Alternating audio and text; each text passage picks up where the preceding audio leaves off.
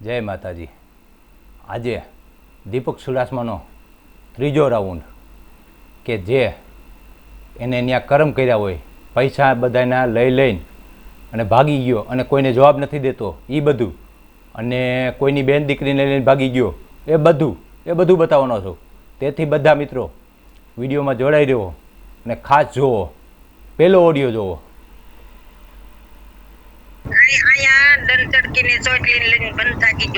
કોણ? દીપક?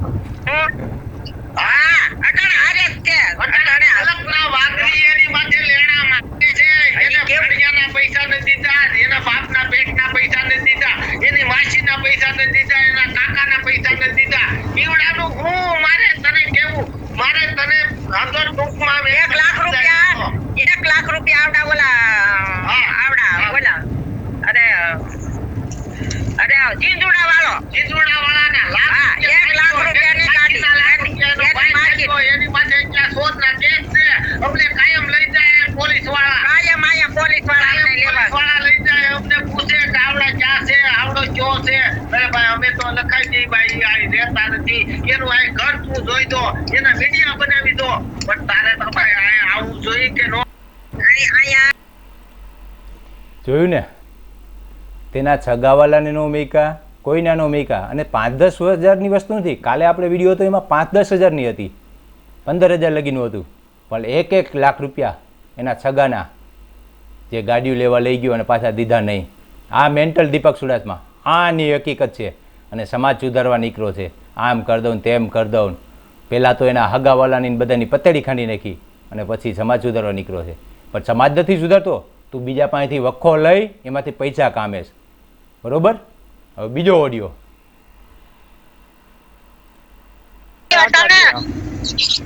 ઈ અટાણે નઈત નવા મારી માથે ઓલા બોલે છે, નઈત નવા ઓલું કરે છે ને ખૂન કરી નાખું છે ને મારી નાખો છે મને. ઈ એમ કેતો તો ઈ કે નીકળાતું નથી અટાણે છોકરાને ક્યાંથી ધંધે જાવું કે નો જાવું. ભાઈ ઈ છે ગુંડાના ગુંડા, એની માના વર 3 શોધકા છે, 3 શોધકા એવા છે ને એનો બાપે એવો છે. ડીલાભાઈ તમને ભલે રાજકોટ બાજુ હાલે છે ને, હાલવા દ્યો ને ડીલાભાઈ ને કોક આંગળી અડાડવા દ્યો, પછી જોયું ને કે 3 શોધકા છે, તેણે એવા અને એનો બાપે એવો. જાડે જ ભાઈ કડવું હોય તો એના ફળ કડવા જ હોય. મેન્ટલ તું ઓળખી ગયો છે કોણ છે. બરોબર? આ તારી હકીકત છે, હકીકત તારી આ છે. હજી તો ઘણા ઓડિયા છે, પણ કાયમ થોડું થોડું પીરસવું છે. તને રીબાવીને દુઃખ દેવું છે, તને રીબાવીને મારવો છે. કાયમ થોડો થોડો ઓડિયો. તું કહેતો હતો ને કાલ કે એક આખું મેકો. અરે આખું મેકું ને તો 1 મહિનો લગી મારી નાઈટ ફેસબુકમાં જોવે ને તોય ખૂટે નહીં. એટલું છે કન્ટેન્ટ તારું મારી પાસે. આ તો મેઇન અમુક મુદ્દા લઈને આવું છું અને તારું બધું ઉઘાડું પાડું છું. હવે ત્રીજું જુઓ. એ ભાઈ આ તો માણા નથી કેતા કે એનામાં અમારામાં કઈ ભળ્યો નથી, અમારી કોઈ પેઢીમાં એનું કઈ ભાગ નથી, કોઈ જાતનો અમારી આરે નથી. અને ઉલટા અને અમુક નું અમે તમે દિલ્યાના નંબર ગોતી, હું દિલ્યાના કોકે નંબર દે અને તમને દીધા અને તમે પછી મારા છોકરાને કાક જોયું ને, આ એના ભાઈઓ કહે છે કે વિજયપ્રીની પેઢીમાં એનો 1 પૈસાનો ભાગ નથી. અને આ મેન્ડલ એમ કે મારી પેઢી છે, મારી પેઢી છે. ક્યાં તારા બાપની પેઢી છે? બતાવ તારા બાપની પેઢી હોય તો. અને તું બીજાને પેઢી લાવવા કરેશ. અને વેદ પેલો ઓડિયો તમે સાંભળ્યો કે જીવરાજ કુંડિયા ઉપર આ વેદ છે ને આ વેદ છે ને. જીવરાજ કુંડિયાનું જે દી થાય ને તે દી દેવીય સાબિત થઈ જાય. પણ તારી ઉપર વેદ આવ્યો છે, તારી સતી પરણેતર, તોય તું લઈને ગયો બીજાની દીકરીને, અને એ પરણેતર લઈને ભાગી ગયો છો. આ વેદ છે. આપણા દેવી પૂજક સમાજમાં આ વેદ આવે કે એક પરણેતર હોય અને બીજી સ્ત્રી સંબંધ બાંધીને ત્યારે એ વેદમાં ગણાય છે. તો હવે તારી પેઢી બનાવ અને તારો વેદ ચોખ્ખો કર, પછી જીવરાજ કુંડિયાનો વેદ ચોખ્ખો કરવા આવજે. મેન્ટલ દીપક ચુડાસમા વેદ કરે છે, હાલી નીકળ્યો છે કાયમ. અને હજી તારા ગામના એક જે આપણા સમાજના નથી કે આપણા ધર્મના નથી, તારા ગામના જે મુસ્લિમ ભાઈઓ છે એમની જાણ આવી છે. પણ એક ફેર પરમિશન મળી જવા દે મોટા, અને મુસ્લિમ ભાઈનો ઓડિયો મેં કોની પરમિશન આવવા દે, તને ગોતે જ છે. તું એના પૈસા લઈને ભાગી ગયો છે ને મુસ્લિમ ભાઈઓના, કે જે મુસ્લિમ ભાઈઓ એના ધર્મમાં લખેલું છે કે વ્યાજે પૈસો કોઈને દે તો વ્યાજ ન ખવાય, એ માનવાવાળા કે ધર્મમાં એને લખેલું છે કે ગમે તેને પૈસો દેવો, વ્યાજે નહીં દેવાનો, ઉછીનો દેવાનો, અને એ કોઈનું વ્યાજ ખાતા નથી, એ મુસ્લિમ ભાઈઓના પૈસા તું ખાઈ ગયો. આપણે તો આપણા હિન્દુ ધર્મમાં તો આપણે વ્યાજ બધા ખાઈએ જ છીએ, બરાબર, આપણે ક્યાંય બંધી નથી. પણ મુસલમાનમાં, મુસ્લિમ ભાઈઓમાં કે પૈસો એ બેંકમાં ન મેકે તો એ વ્યાજ ન લે, આ એના ધર્મમાં લખેલું છે અને એ લોકો એનું પાલન કરે છે. અને એવા લોકોના તું પૈસા ખાઈ ગયો. એક ફેર પરમિશન મને આવવા દે, ઓડિયો આવવા દે, બરાબર, પરમિશનનો ઓડિયો આવી જાય પછી ભાઈનો ઓડિયો મેકીશ, સમાજને ખબર પડે કે તે આપણી નાત, આપણું સમાજ, આપણા ધર્મ તો નથી મેકા, પણ બીજા ધર્મના લોકોને પૈસા નથી મેકા. મેન્ટલ, આ તારી હકીકત છે, બરાબર. આ તો થઈ તારી ઉઘાડી. હવે 2 દિવસથી ગધેડા ટ્રેડિંગમાં છે એટલે તારા ગધેડાની થોડીક વાત કરી લઈ કે મારે ઉઘાડા પાડવા હતા ગધેડા, કે તારા સપોર્ટમાં કેટલા ગધેડા છે. જોતા હતા તો 150-200 જણા, એમાંથી ટોટલ ગણી ગઈથી 60 કોમેન્ટ મને આ નજરમાં આવી, અમુકે 2-3 ફેર કરી નાખી હતી, એટલે એ કાંઈ ગણી નથી. એટલે આ મેન 60 ગધેડા, આ ગધેડા મારે ગણતરી થઈ ગયા. હવે ગધેડાની હિસ્ટ્રી બધાને કાઢવાની છે અને ધીમે ધીમે બધા ગધેડાને ખુલ્લા કરવાના છે. અને એ ગધેડા તારી પાસે જ ખુલ્લા કરાવીશ હું કોઈને કાંઈ બદનામ નહીં કરું, પણ મેન્ટલ દીપક ચુડાસમા આ બધા ગધેડાની તારી પાસે જ હિસ્ટ્રી ખોલાવવી છે. તું જો, હું તો એક મુદ્દો મેકી દઈશ, જેમ ખાલી ગધેડાનું નામ લીધું તે કેમ બધાને ગધેડા કહી દીધા અને ગધેડા સાબિત કરી દીધા. બધાએ જેટલાએ કોમેન્ટ કરી એ બધા ગધેડા તે સાબિત કર્યા. મેં તો ખાલી એટલું કીધું હતું કે દીપક ચુડાસમાના લાઈવમાં જે એને સપોર્ટ કરે છે એ બધાય ગધેડા છે અને દીપક ચુડાસમા ગધેડો છે, પણ તે તો સાબિત કરી બતાવ્યું કે મારા પક્ષમાં એટલા ગધેડા છે. નકર મને તો એમ હતું કે 2-5 જણા હશે, પણ આ તો 60 ઉપર થયું.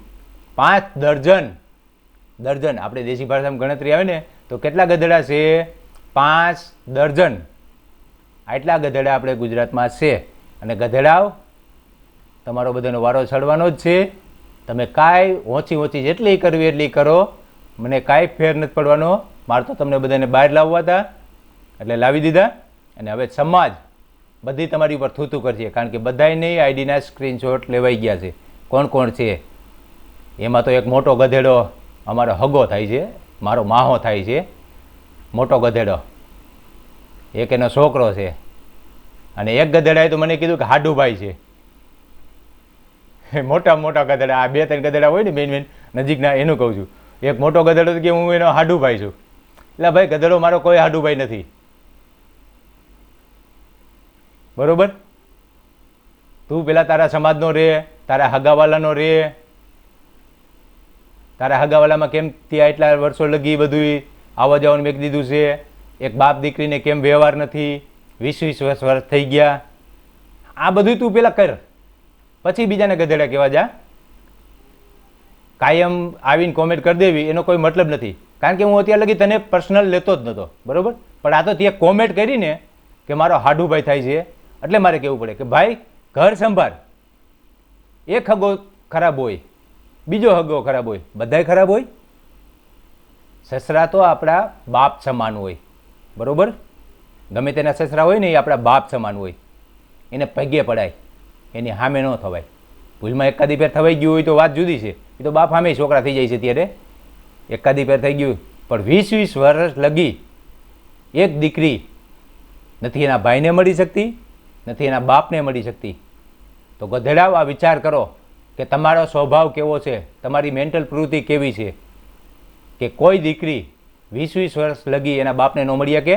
જે બાપે 20 વર્ષની કરીને તમને પરણાવી એને તમે 20-20 વર્ષ લગી મળવા દેતા નથી. આ તમારી મેન્ટલ પ્રવૃત્તિ છે. ઇતિહાસ તો ઘણો છે, મારે કોઈની ઉઘાડી નથી કરવી, કોઈની ખોદણી નથી કરવી. મને 0 થી માંડીને 100 લગીની બધી ગણતરી ખબર છે, પણ મારે કાંઈ ઉઘાડી નથી કરવી કોઈની. કારણ કે ગધેડાઓ તમે મને હાડુભાઈ કીધો ને એટલે એટલું માન રાખું છું કે હાડુભાઈની કોઈ ઉઘાડી કરવી નથી. પણ તમારામાં થોડીક માણસાઈ હોય તો બાપ દીકરીનો રસ્તો ખુલ્લો કરો. આજે 20-20 વર્ષથી એક બાપ અને દીકરી, એક ભાઈ અને બેન મળી નથી શકતા ને. હાડુભાઈ ગધેડા, તમને કહું છું, નામ નથી લેતો, ઓળખી જાય બધા કોમેન્ટ જોઈને કાલના લાઈવમાં. એટલે 20-20 વર્ષથી બાપ દીકરીનો વ્યવહાર નથી, ભાઈ બહેનનો વ્યવહાર નથી. આ રસ્તો ખુલ્લો કરો, બરોબર? બધા ગધેડા ખુશ રહો ભાઈ, ઓછી ઓછી કરો. વિડીયો બહુ લાંબો નથી બનાવવો, પછી ક્યાંકથી ક્યાંક વ્યૂ જાય. અને બધા આનંદ માર્યો.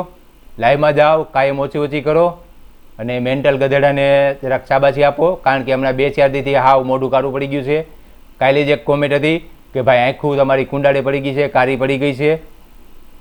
આ શું કારણ છે? પણ આ વાડા બાપુના ઘા છે ભાઈ. આંખું કુંડાળે પડી જાય. હા, અમે તાજા માજા રહ્યા, શું અમારે છે? પણ આંખું કુંડાળી પડે. અમારે વાડા બાપુ છે એ કોમેન્ટ કરે છે ફેસબુકમાં કે યુટ્યુબમાં છે કોમેન્ટ, મારા વિડીયોમાં જોઈ લીજો કે કાળ મેલે પણ વાડા ન મેલે, ખાંગરવાડા ન મેલે. કાળ મેલે, ખાંગરવાડા ન મેકે.